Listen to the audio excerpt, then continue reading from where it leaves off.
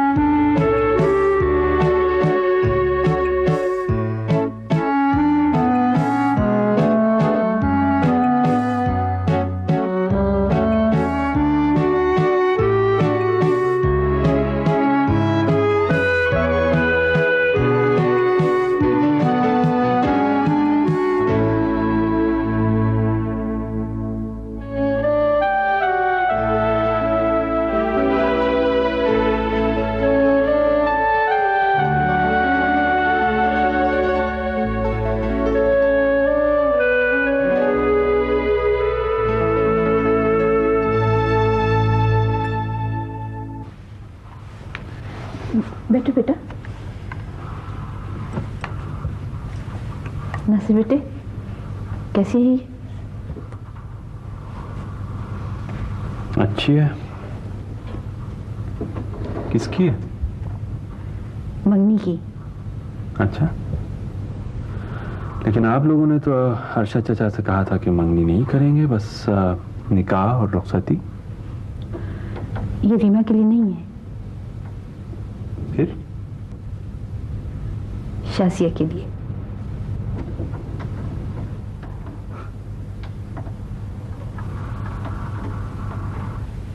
फारूक साहब, रमीज हमारा इकलौता बेटा है। वैसे हमें रिश्ता मांगने की कोई प्रैक्टिस तो नहीं है, बस हमारी ख्वाहिश थी कि रीमा बिटिया हमारे घर। अख्तर साहब, आप लोगों ने लाहौर आके बड़ी इज्जत अफजाई की है हमारी, लेकिन कुछ ताखीर कर दिया आप लोगों ने। रीमा की हम लोगों ने शादी तय कर दी। अच्छा, जी हाँ, हमारे खानदानी का लड़का है असद। अच्छा, अब तो हम कुछ कह भी नहीं सकते। वैसे खाली हाथ लौटना बड़ा बुरा लगेगा। चलिए, आपसे मुलाकात हो गई है, यही खुशियाँ साथ लिए जाते हैं। क्या नाम बताया आपने लड़के का? रमीज जी जी। क्या करता है? पढ़ता है और बहुत ही अच्छा स्टूडेंट है। इस साल माशाल्लाह बीएससी कर लेगा। इरादे क्या है? फारूक साहब, हमारे ज़माने में तो बीए एमए किया और नौकरी के लिए निकल गए, मगर इस ज़माने में तो एमबीए, कंप्यूटर साइंस। वैसे वकालत का पेशा भी अच्छा है। वकालत को मैंने कभी पेशा नहीं समझा, सर्विस समझ के करता हूँ। अच्छा, आप लोग कराची आए तो प्लीज़ हमारे यहाँ भी आइएगा। हमारा फ्लैट भी शासिया वाली बिल्डिंग में है। अच्छा, आएंगे ना? इंशाल्लाह फिर जरूर आएंगे आपके यहाँ। अच्छा, आप इजाज़त दीजिए। अरे अरे, इतनी जल्दी क्या? बैठिए, चाय आ रही है। नहीं नहीं, चाय का तकल्लुफ़ ना कीजिए। अरे आप लोग बैठे, मैं बस अभी लेके आई। कुछ दिन रुकेंगे आप? जी नहीं, शाम की फ्लाइट है। दरअसल रमीज़ कराची में अकेला है, बड़ी बेचैनी से इंतज़ार कर रहा होगा। दरअसल हमने उसे बहुत बिगाड़ा है। उसकी लुगत में इनकार का लफ्ज़ है ही नहीं।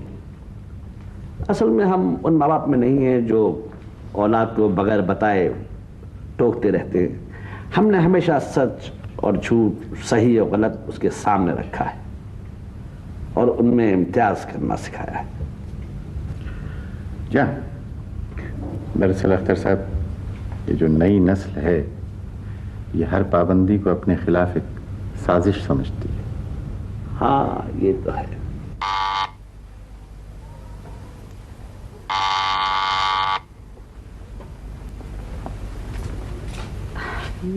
नासिर, तुम? What a pleasant surprise. जनाब, ये मौसम है सरप्राइजेस का। अगर आप इजाजत दें तो मैं अंदर आ जाऊं। हाँ हाँ, सॉरी, आओ ना प्लीज। बैठो। अच्छी लग रही हो। कैसे आना हुआ? बस तुमने याद किया था ना मुझे। उस याद ने तार का काम दिया और मैं आ गया। इस तरह तो मेरा याद करना तुम्हें बड़ा महंगा पड़ेगा। हाँ, ये बात तो है। अब देखो, अगली दफा 2 सीटें बुक करानी पड़ेंगी, डबल खर्चा। क्या सोच रही हो? सोच रही थी कि मैं भी कितनी बेवकूफ़ हूँ। ताज़ा हवा के 1-2 झोंके आए और मैं समझ बैठी कि मेरी ज़िंदगी से काले बादल छट गए। ठीक सोचा था तुमने, इसलिए कि वो बादल तो छट चुके हैं हमारी जिंदगी से। नहीं नासिर, मैंने तो कुछ कहा था ना तुमसे। ये तो तुम पहले भी कर सकते थे, लेकिन फुप्पी और फूफा जान की रजामंदी के बगैर मैं नहीं चाहती कि ये सब कुछ हो। इस अंगूठी में उन दोनों की के इकरार की महक नहीं आ रही तुम्हें? लो, पहन लो।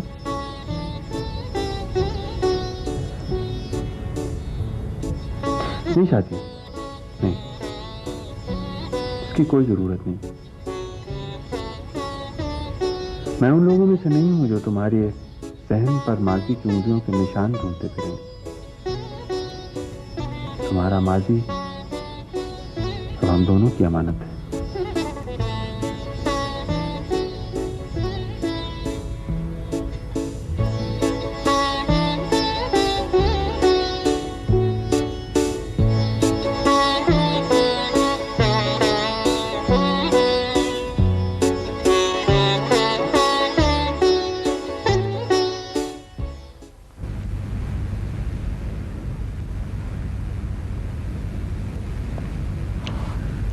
रीमा को देखा आपने? वो कैसी है? उसे कैसे देखते हैं, वो तो बेचारी कमरे में बंद थी। उसकी जिंदगी का फैसला हो रहा था और उससे किसी ने पूछा तक नहीं। बेटे ये तो होता है। वो सब कुछ जो होता चला आ रहा है अब्बू, हम उसे तस्लीम क्यों कर लेते हैं? देखो, रिवायत आदत का दूसरा नाम है। बुरी आदतें तर्क भी तो की जा सकती हैं। रमेश, रीमा अब दूसरे की अमानत बन चुकी है। उसका तुम्हारे ख्यालात में आना भी बुरी बात है।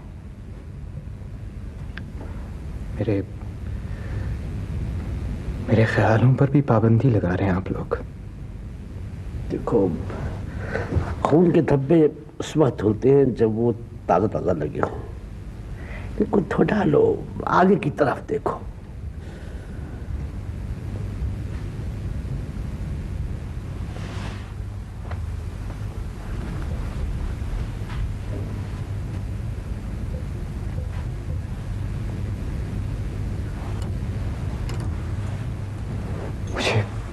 रोना आ रहा है अब्बू,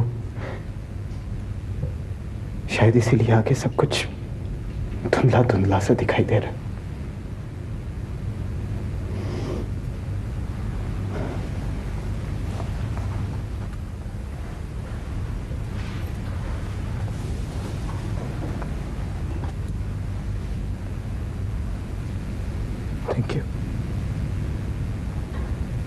थैंक यू अम्मी। Thank you for trying. I love you. Both.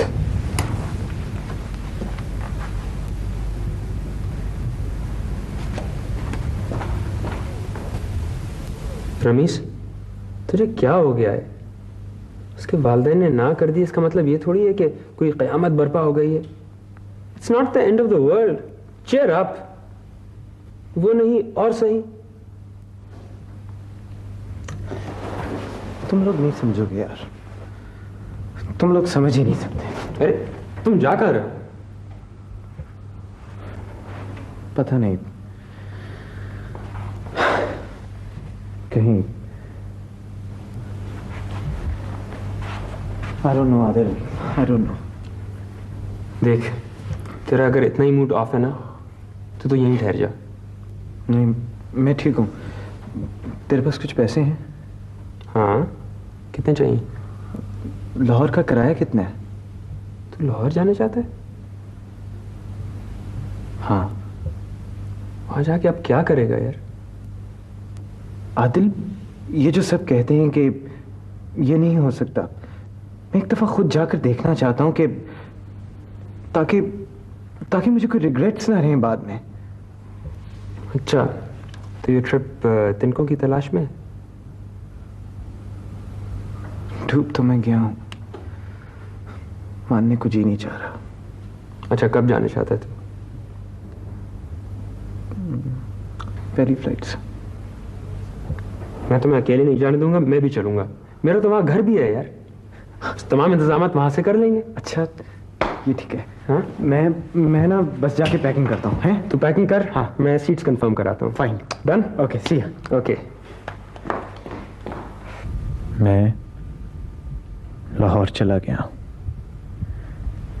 शायद मेरा जुनून इसी तरह उतरेगा, या फिर मुझे अपनी मंजिल मिल जाएगी।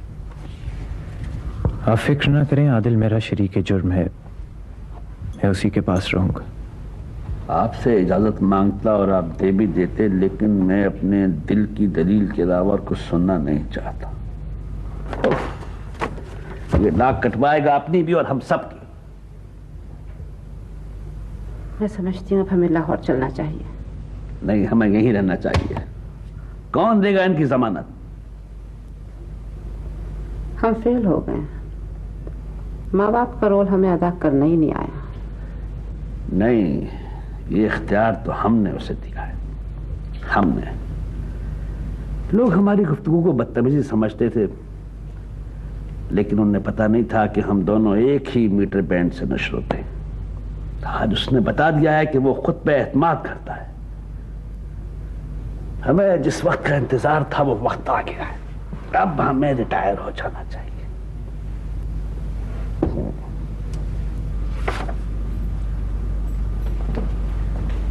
साहब जी, आपसे मिलने आया कोई? कौन? कोई रमीज साहब हैं? कह रहे थे कराची से आए। पहले नासिर साहब को पूछा, मैंने कहा वो घर पर नहीं है, तो आपसे मिलने को कहा। अब यहाँ क्या लेने आया है? कह दो उससे कि इंतजार करे, अमान को भेजो।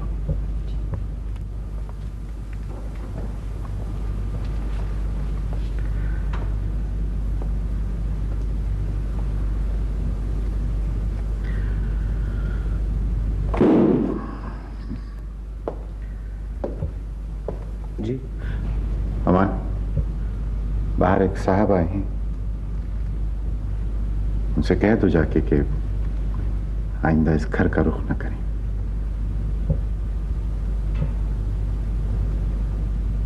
क्या वो खड़ी क्यों? जी अच्छा।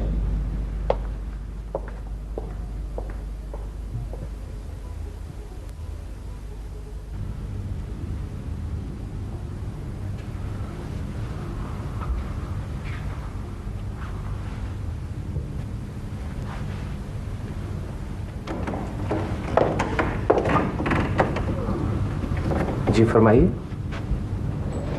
अस्सलाम वालेकुम। वालेकुम अस्सलाम। मैंने आपको कहीं सुना है। जी नहीं, मैं तो कराची से आया हूँ। क्यों?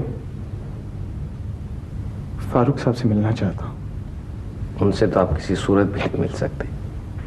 देखिए, मेरा उनसे मिलना बहुत जरूरी है। जो भी क्लाइंट आता है वो यही कहता है। मैंने आपसे कहा ना कि वो आपसे बिल्कुल नहीं मिल सकते, आप चाहें। हाँ, तुम? अस्सलाम वालेकुम। वालेकुम सलाम। तुम कब आए?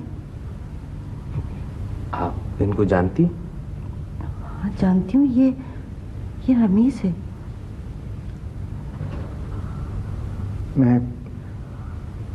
मैं रात ही कराची से आया हूँ। देखें, मैं चाह रहा था कि मैं अपना केस खुद प्लीड करूं। आप समझ रही हैं ना? रमीज, देखो जज्बात से काम मत लो। अब अजानी को अगर गुस्सा आ गया ना तो तुम्हारी बहुत बेइज्जती करेंगे। इस बात से रीमा को बहुत दुख होगा। रीमा? रीमा कैसी है? भाई बहुत गड़बड़ हो जाएगी। तुम यहां से जाओ। सिर्फ एक बार मैं रीमा को देख सकता हूँ। ये नामुमकिन है रमीज। तुम क्यों उसके जख्म ताज़ा करते हो? नहीं, मैं तो चाह रहा था कि एक बार फारूक साहब मुझसे मिल लें, मुझे देख लें, मेरे साथ बैठकर बातें कर लें। वो समझ जाएंगे कि मैं कोई फुटपाथ का रोमियो नहीं हूं। आप प्लीज मेरी उनसे सिफारिश कर दीजिए। अमान जी मैं आया जी। मैं देखो रमीज, तुम यहां से चले जाओ क्योंकि तुम्हारे यहां रहने से कोई फायदा नहीं। प्लीज चले जाओ।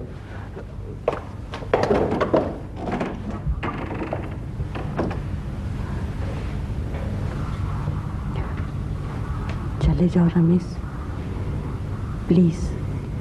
शाबाश। देखो हमारे यहाँ इस तरह की हरकत को बर्दाश्त नहीं किया जाता। चले जाओ, रीमा की खातिर से चले जाओ प्लीज।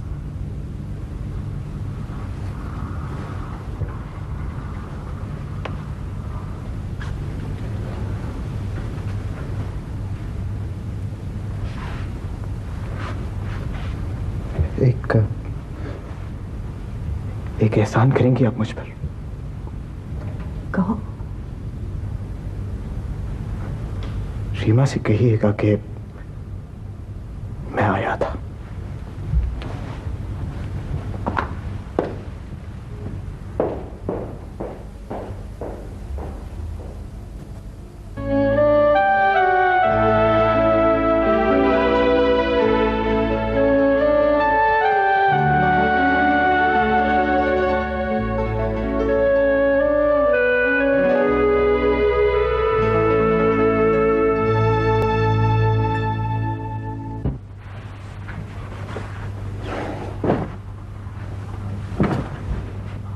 क्या हुआ?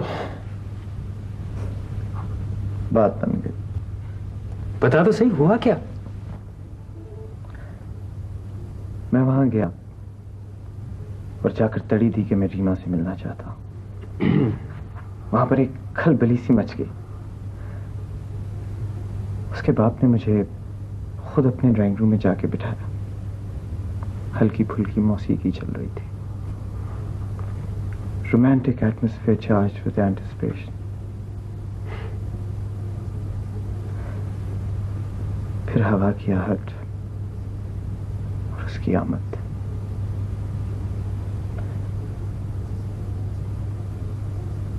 रीमा अंदर आती है।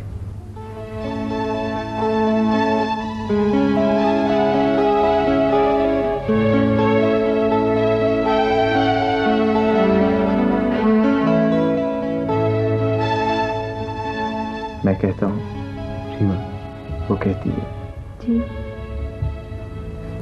मैं कहता हूँ मैं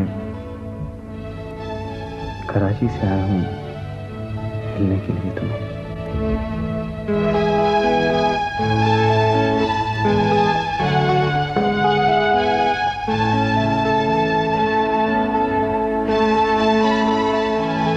फिर वो अंदर जाती है दूसरे कमरे में, लेकिन वापस आ जाती। मेरे लिए आदिल अपने हाथों से रीमा चाय बना कर लाती।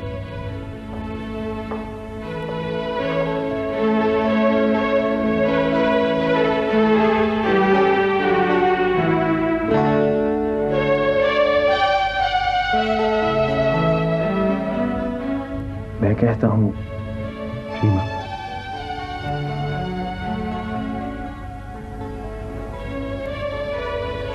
मैं तुमसे कुछ कहना चाहता हूं।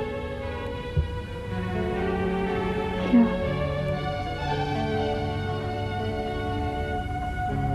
मैं तुम्हारे साथ जाने के लिए आया हूं।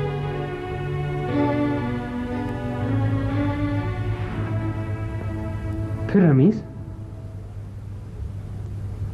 फिर तसव्वुर ने मेरा साथ नहीं दिया।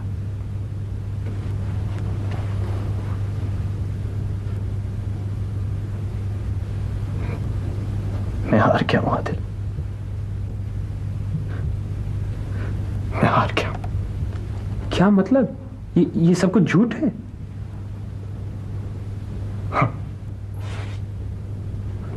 हाँ, ये झूठ है, ये झूठ है।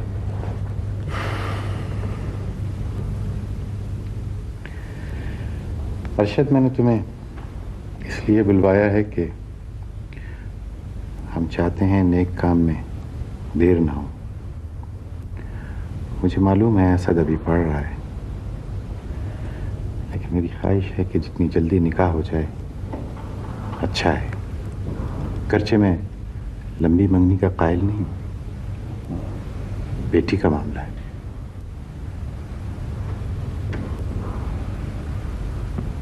क्या सोच रहे हो? नहीं, मैं सोच नहीं रहा।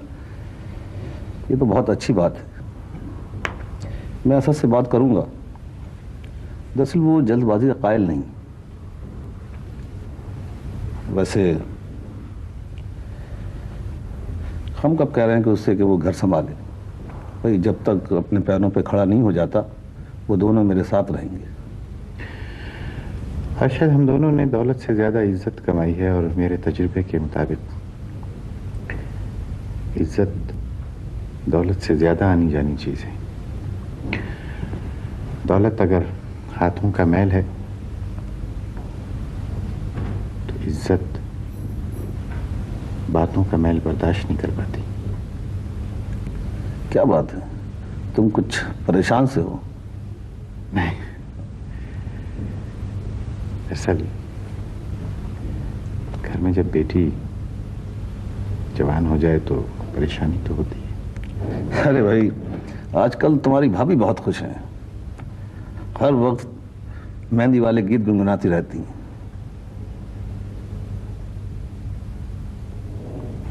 लेकिन ये राजा ने ऐसा क्यों किया? बेटा, राजे तो होते ही ऐसे, इसीलिए तो आजकल राजे महाराजे होते ही नहीं। लेकिन इंग्लैंड में तो है ना एक रानी।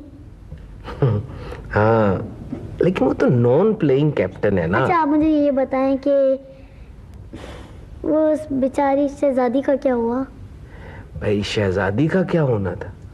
वो इतना रोई, इतना रोई, इतना रोई कि उस साल शहर में राया को पानी की किल्लत ही ना हुई। तो शहजादी ने राजा से बात नहीं की क्या? बेटा, जो रिवाज होते हैं ना, ये बिल्कुल चपरासी की तरह होते हैं और इनसे गुजरना बड़ा मुश्किल होता है। तो शहजादी की जो फाइल थी ना, वो तो चपरासियों की नजर हो गई, और जिस नजर के लिए वो थी उस तक पहुंची ही नहीं। तो शहजादी ने शहजादे से फोन पर बात नहीं की क्या? पर शहजादी फोन पर शहजादे से क्या बात करती भला? यही कि शहजादा आकर शहजादी को ले जाए। उस जमाने में लोग बड़े चालाक थे, उन्होंने फोन इजाद ही नहीं किया था। वो नहीं चाहते थे कि शहजादी की शहजादे से बात हो। लेकिन अब आप भी तो फोन पर बात नहीं करते ना? अब बताइए। मैं तो किसी और वजह से नहीं बात करता। मेरे ख्याल में अब तुम चुप करके सो जाओ, वरना गैंडे तुम्हें ख्वाब में आके तंग करेंगे।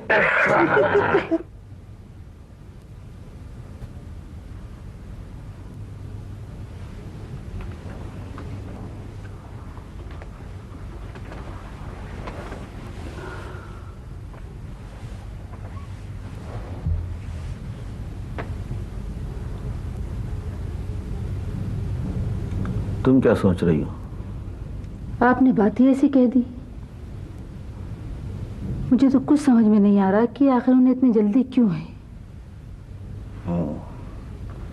तो जब से फारूक ने मुझसे बात की है, मैं खुद बहुत परेशान हूं। कहाँ तो मंगनी के लिए तैयार न थे, और अब निकाह पे इतना इसरार। गड़बड़ मालूम होती है। आप पता तो करें।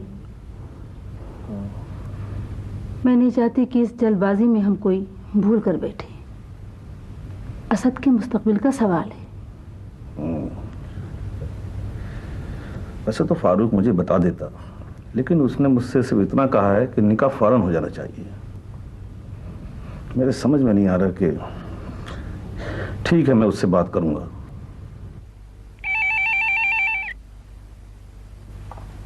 हेलो, कौन? रमीज, कैसे हो? मैं टूट गया हूँ शाजिया आपा। रमीज, क्या हुआ? तुम्हारी आवाज को क्या हुआ? रो रहे हो? नहीं शाजिया आपा। रमीज, क्या हुआ? वही जो सब कहते थे कि होगा। रमीज प्लीज तुम फौरन वापस चले आओ, वहां कुछ नहीं है। नहीं आपा नहीं, आई नीड यू हियर। अगर कोई कुछ कर सकता है तो वो आप हैं। क्या? आज मैं अपने आप को बहुत अकेला महसूस कर रहा हूं।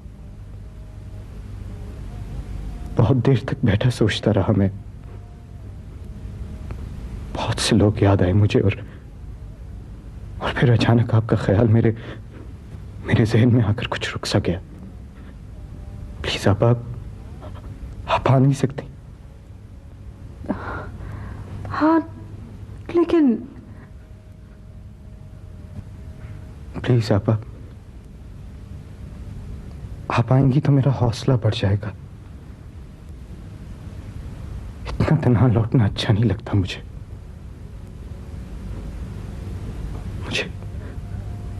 मुझे अपने आप से वहशत सी होने लगी। अब मैंने कभी शिकस्त नहीं देखी, कभी नहीं देखी मैंने। I can't cope with it. Ramiz, अच्छा सुनो, मैं आ रही हूँ।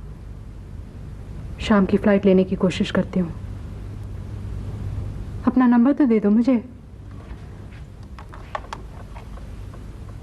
हम तो यहाँ आके फंस गए। अच्छी खासी तैयारियां कर ली थी वापस जाने की अम्मान ने। सारा प्रोग्राम तुमने बिगाड़ा है। एक जगह बैठे बैठे काई जम जाती। अरे अमान भाई, ये तो जमाना है खाना बदोशों का। तो भाई मैं भी तो यही कह रहा हूँ। अब तो खाने की तनावें भी ढीली हो गई और तुम अपने मामले में कुछ ऐसे उलझे कि तुम्हें पता ही नहीं कि घर में दूसरा कौन सा ड्रामा हो रहा है। ड्रामा? कैसा ड्रामा? वो एक लड़का था ना कराची में, रमीज। हाँ, बड़ा अच्छा लड़का है। शाजिया उसकी बहुत तारीफ करती है। वो यहाँ आया था। यहाँ? अच्छा, मुझसे मिलने? नहीं, तुम गलत समझ रहे हो। यहाँ क्यों आया था? भाई रीमा की बात करने आया था। पता है, उससे पहले उसके माँ बाप आए थे रिश्ता लेकर। उस वक्त तुम कराची में थे। रमीज और रीमा? उसकी ये हालत देखी नहीं जाती। खैर हालत तो तुम्हारी भी यही थी, लेकिन तुमने अपनी हालत हमसे छुपा ली थी। अच्छा, शाजिया ने आज तक कभी जिक्र नहीं किया? अच्छा हाँ, मैं तुम्हें बताने ही भूल गया भाई, वो अपनी रीमा बेगम का रिश्ता हो रहा है ना।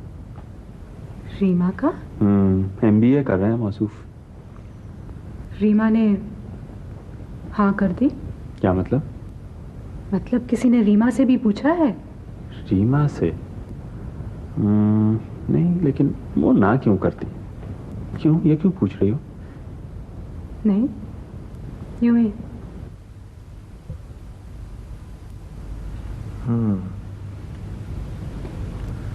I should have guessed.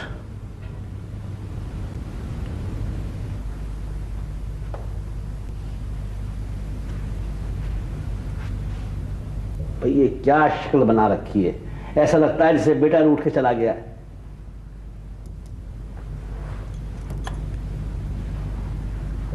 अपनी शक्ल देखा है सर आईने में? हाँ, उसने ये भी ख्याल नहीं किया कि हम दोनों बोर हो रहे होंगे। आपका तो सिर्फ फाइटिंग पार्टनर गया है। मुझे तो ऐसे लगता है जैसे मेरी जिंदगी बेमकसद होकर रह गई है।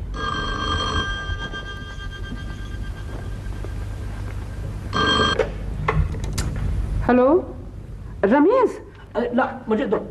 1 मिनट। रमेश कैसे हो बेटे?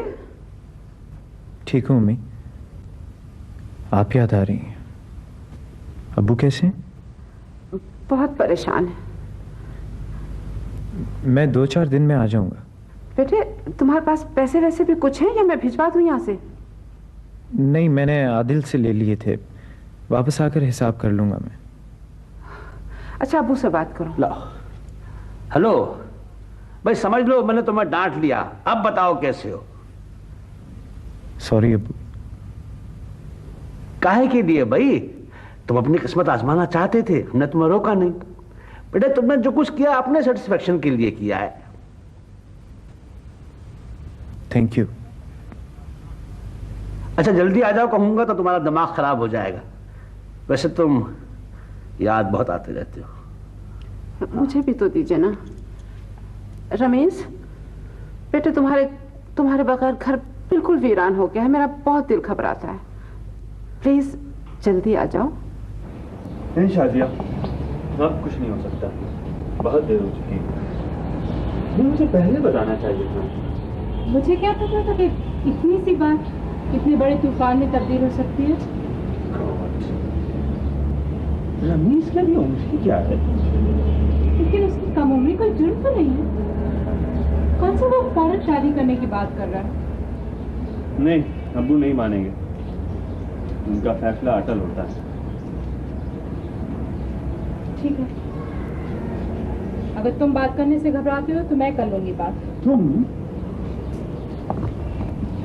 खासियत, तुम्हें मालूम है कि मेरे वालिदैन ने इतनी मुश्किलों के बाद अभी अभी तुम्हें तस्लीम किया है।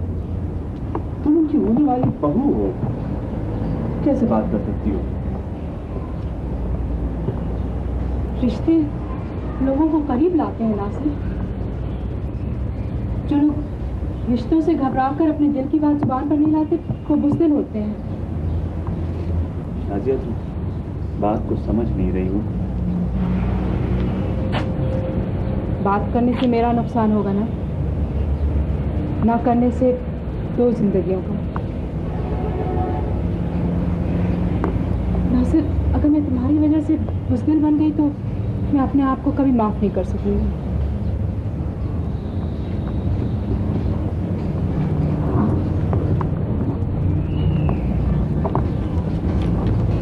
कोई मेरा इम्तिहान ले रहा है शायद।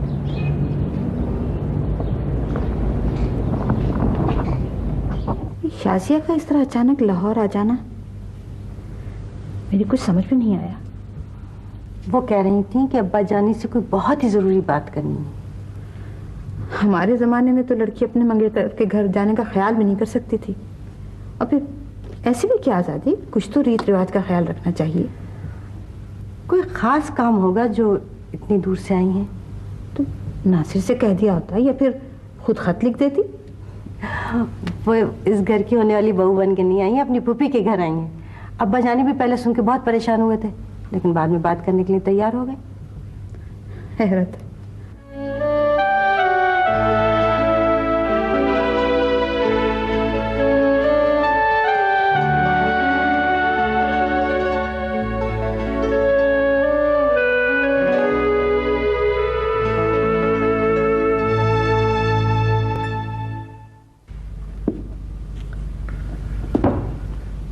कुछ तुम कहना चाह रही हो, शायद मैं उसे समझ नहीं पा रहा। जी, वो रमीज यहाँ आया था, मुझे बहुत अजीज है वो, उसी का केस लेकर आई हूँ आपके पास। लेकिन क्यों आया था वो यहाँ पर, जबकि उसके वालिदैन को हमने जवाब दे ही दिया? फिर ये रोजाना नई नई सिफारिशात मुझ तक क्यों पहुंचती हैं? बड़ा शरीफ लड़का है, लेकिन इस वक्त उसे सही और गलत में फर्क नहीं नजर आ रहा। उसे सिर्फ अपनी जिंदगी उजड़ती हुई दिखाई दे रही है। मायूस होकर उसने मुझसे बात की। जानती हो कि आज यहाँ आकर मैंने बहुत कुछ दांव पर लगा दिया है, लेकिन उसकी हालत देखी नहीं जाती। देखो शाजिया, हम इस ड्रामे से मुतासिर नहीं होते। अच्छा लगता है ये सब कुछ फिल्मों में, किताबों में। आपने अपनी जिंदगी को, अपने खानदान को इस वबा से बचाने की भरपूर कोशिश की है, लेकिन वबा फिर भी आपके घर तक पहुंच ही गई। ये वो मर्ज है जिससे हर इंसान बचना चाहता है, लेकिन बच नहीं सकता। गलत है ये सब कुछ। कोई मर्ज मेरे घर तक नहीं पहुंच सकता जब तक मैं इस घर में मौजूद हूं, और मेरा घर इसी माशरे में है।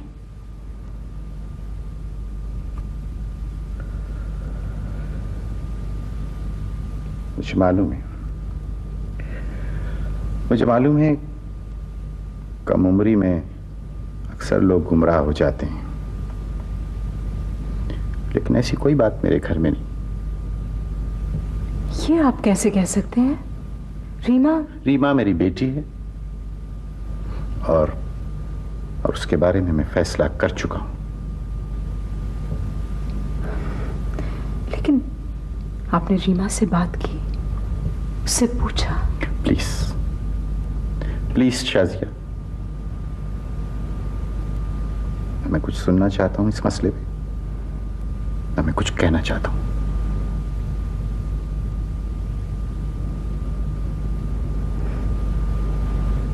चुप भी एक दीवार है जिसके पीछे इंसान अपनी ज़मीर से छुपना चाहता है, लेकिन ज़मीर खामोशी में भी वार करता है।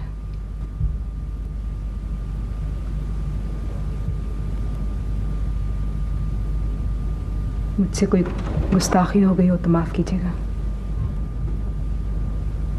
इजाजत चाहती हूँ। खुदा हाफिज।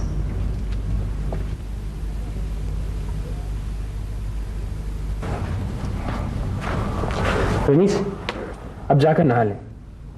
भाई, जिंदा रहने के लिए सांस भी लेना पड़ती है। चाहता हूँ यार, पहले मेरी जिंदगी का फैसला तो हो जाए। ये किसी किताब में लिखा है कि मजनू को साबुन और पानी से परहेज करना चाहिए?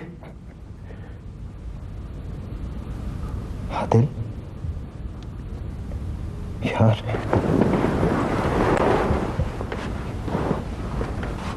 आदिल, अगर ना होगी तो? बड़ा पेसिमिस्ट हो गया है भाई। तेरी शाजी आपा इतना बड़ा सॉस है, वो मना लेंगी।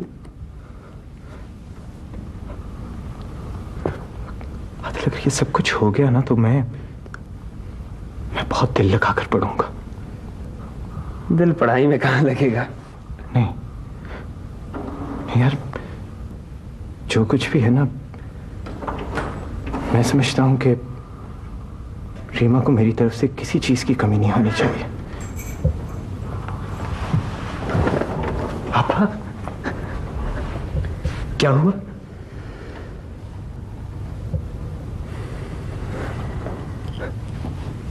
देखा दिल, मजाक कर रही। नहीं रमीज, मजाक तो तुम्हारे साथ हालात ने किया है। अब अपने आप को संभालो प्लीज, और वापस चलने की तैयारी करो।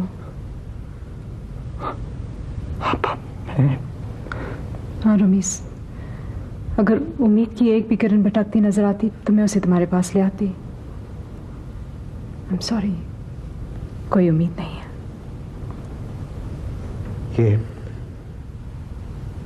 ये उम्मीद भी छीन रही है मुझसे। चलो यार, हम सबने कोशिश तो की। Come on. मेरी तरफ देखो रमीज, मैं जिंदा मिसाल हूँ। जमशेद के क्रैश के बाद मेरी क्या हालत हुई थी। उम्मीद की एक भी किरण नहीं रह गई थी। मेरी सारी जिंदगी अंधेरे में डूब चुकी थी। और फिर नासिर आ गया। तुम्हें याद है मैंने एक दफा तुमसे पूछा था कि अंधे कैसे ख्वाब देखते हैं? अब उसका जवाब मिल गया है। उनके ख्वाब उम्मीद की किरणों से रोशन होते हैं रमीज। नहीं नहीं अब नहीं,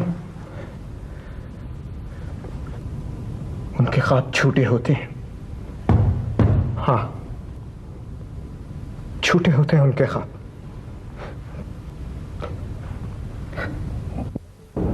एक केस है, बज़ाहिर आसान सा केस है, इलोपमेंट का। एक लड़की किसी लड़के के साथ घर से भाग जाती है। लड़की के वालिदैन पुलिस में रिपोर्ट दर्ज कराते हैं। लड़के को पकड़ लिया जाता है। लड़की को वापस उसके वालिदैन के घर भेज दिया जाता है। लड़के का कोई स्टैंड ही नहीं है। वो सिर्फ ये कहता है कि उसे उस लड़की से मोहब्बत है और वो उसी से शादी करना चाहता है। और चूंकि लड़की के वालिदैन इस शादी के खिलाफ थे, इसलिए उसे मजबूरन ये सब कुछ करना पड़ा।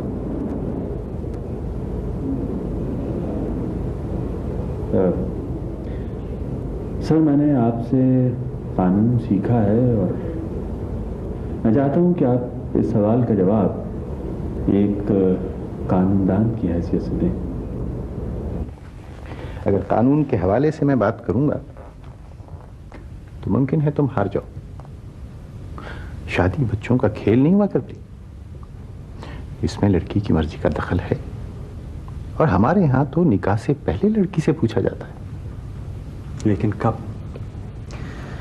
जब सारा घर सजा होता है, जब सारे रिश्तेदार जमा हो चुके होते हैं, मेहमान शामियानों के नीचे बैठकर खाने का इंतजार कर रहे होते हैं, जब बारात आ चुकी होती है, उस वक्त लड़की इनकार कैसे कर सकती है? उसे तो ब्लैकमेल किया जाता है। वो जानती है कि उस वक्त उसका इनकार एक बहुत बड़ा स्कैंडल खड़ा कर दे सकता है। उस वक्त तो वो कुर्बानी देती है। ये रजामंदी नहीं है। This is confession under duress. नाजायज दबाव के तहत उसे रजामंद होने पर मजबूर कर दिया जाता है और ये किसी भी कानून के तहत जुर्म है। बेटा, ये जो तुम्हारे जज्बाती दलाइल हैं, ये किसी अखबार की हेडलाइन तो बन सकते हैं, लेकिन इस केस के लिए मौसर नहीं। लड़के ने कानून को तोड़ा है, उसे उसकी सजा मिलनी चाहिए और मौजूदा कोर्ट भी कानून के हवाले से ही सजा देगी।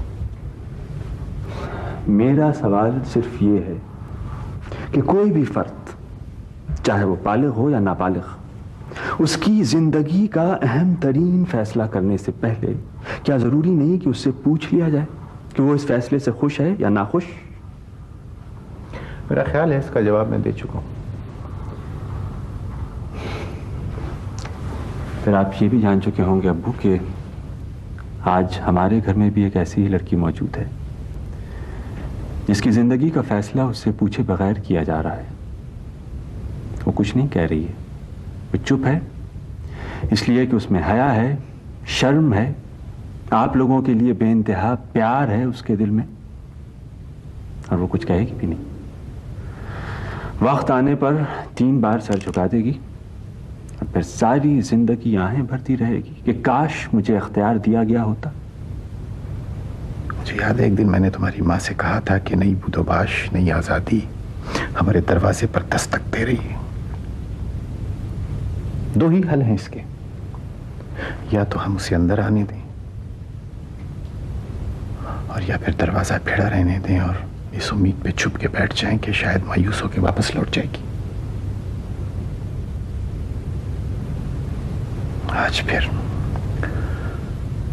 आज फिर तुम उस आजादी की बात कर रहे हो नासिर। सुनो, हमारी बात गौर से सुनो नासिर। हम आज तक हम अपनी रिवायात के साथ जिंदा रहे, लेकिन आज लगता है जैसे इसमें कहीं दरार पड़ रही है। कहीं कोई दरार नहीं पड़ रही है अब्बू। और जिस बूदोबाश और आज़ादी का आप जिक्र कर रहे हैं, तो मैं तारीख के हवाले से ही बात करता हूं कि यह आज़ादी तो हमें आज से 1400 साल पहले मिल चुकी है। खानदानों और घरानों का इम्तियाज तो उसी वक्त खत्म हो गया था जब मेजबान ने चिराग बुझाकर मेहमान की तवाज़ो की थी। और आज हम फिर से उसी जगह पर खड़े हैं जहां आज से 1400 साल पहले खड़े थे। हमने अपनी आजादी खुद सल्ब कर ली है, रिवायात के नाम पर, रस्म रिवाज के नाम पर।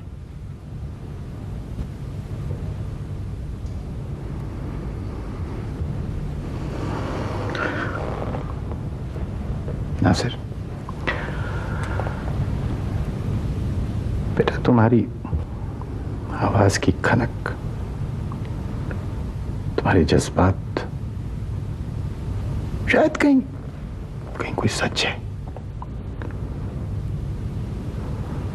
तुम जाओ रीमा के पास और उससे पूछो, उसकी मर्जी। क्योंकि शायद अगर मैं चला गया तो मुमकिन है घबरा के इकरार कर ले। Thank you.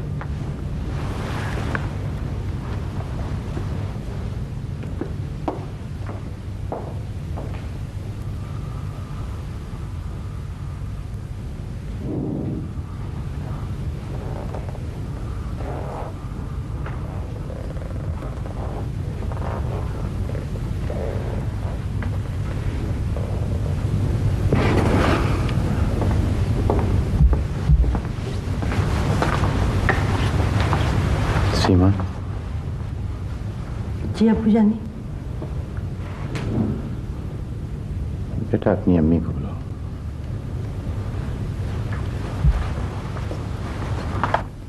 रीमा,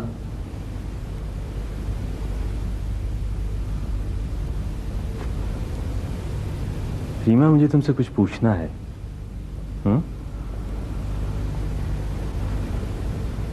देखो, मेरी बात गौर से सुनो, ठीक है? मुझे अब्बू ने भेजा है तुम्हारे पास। क्या तुम असद से शादी करना चाहती हो? डरो नहीं, जो तुम्हारे दिल में है वो बता दो। तुम असद से शादी करना चाहती हो? मैं अभी किसी से शादी नहीं करना चाहती।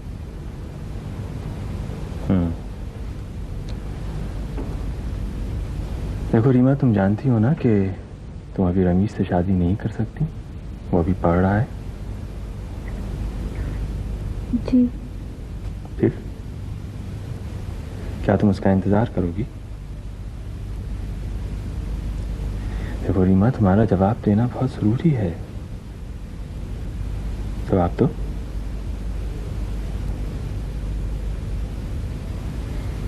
गुड।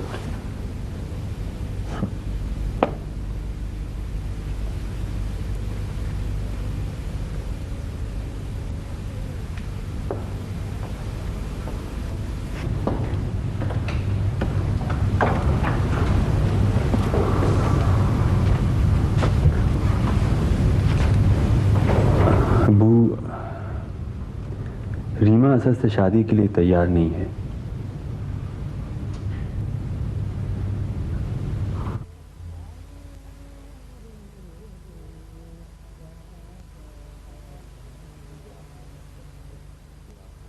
अब जो आपका फैसला।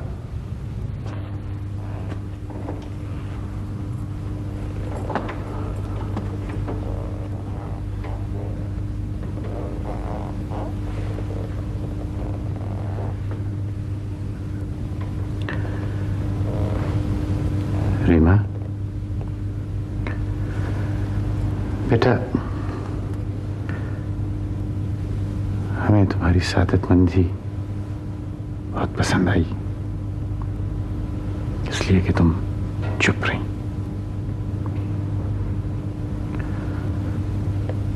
लिहाजा आज हमारा भी वही फैसला है जो तुम्हारी सोच है।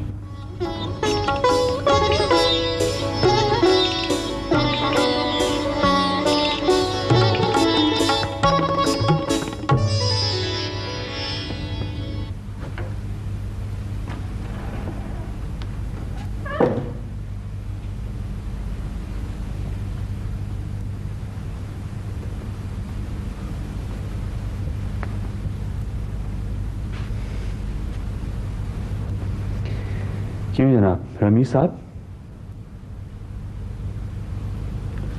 क्या हाल है?